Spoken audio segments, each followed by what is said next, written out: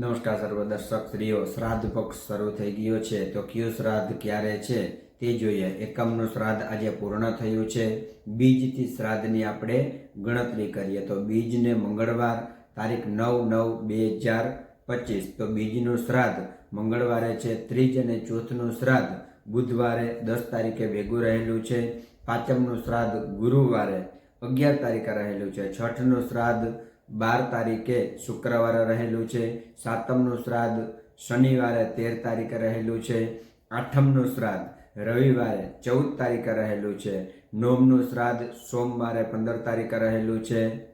દસમનું શ્રાદ્ધ મંગળવારે 16 તારીખે રહેલું છે।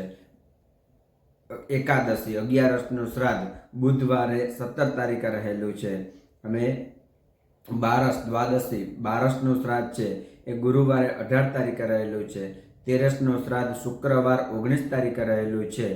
14નું શ્રાદ્ધ છે શનિવારે 20 તારીખે રહેલું છે।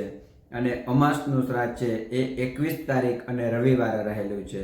તો પ્રિય દર્શક શ્રીઓ, આમાં થોડીક 2 મિનિટની ચર્ચા કરું, પછી આ વિડીયોને આપણે વિરામ આપશું।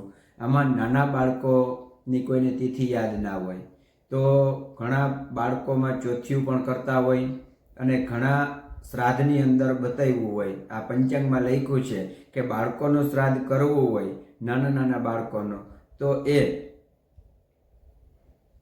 શુક્રવારે 19 તારીખે થઈ શકે। આ પંચાંગ છે એમાં બતાવેલું છે 19 તારીખે થઈ શકે।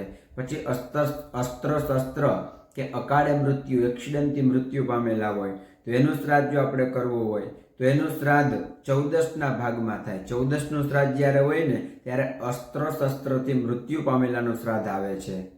પછી સંન્યાસી શ્રાદ્ધ આપણે જોઈએ તો આપણા પરિવારની અંદર, આપણા કુટુંબની અંદર કોઈ સંન્યાસ લઈ લીધો હોય તો ખરેખર એ વિષય ઉપર આપણે આગળ નથી જવું, પણ આ શ્રાદ્ધ છે સર્વ પિતૃ અમાસ, કોઈની તમને તિથિ ખબર ન હોય, કોઈનું શ્રાદ્ધ ખબર ન હોય કયા દિવસે છે તો અમાસના દિવસે સંપૂર્ણ શ્રાદ્ધ તમે અર્પણ કરી શકો। અને શાસ્ત્રમાં ન્યા સુધી બતાવ્યું છે કે 14 અમાસ અને પૂનમનું શ્રાદ્ધ એક દિવસે તમે નાખી શકો, એટલે પૂનમ અને અમાસ ભેગા ન થાય પણ શ્રાદ્ધની અંદર પૂનમનું શ્રાદ્ધ તમે અમાસના દિવસે અર્પણ કરી શકો છો। તો દર્શક શ્રીઓ, ટૂંકું અને ટચ માર્ગદર્શન તમને જો ગમ્યું હોય તો વિડીયો લાઇક, શેર અને ચેનલ સબસ્ક્રાઇબ કરવાનું ભૂલશો નહીં। ધન્યવાદ।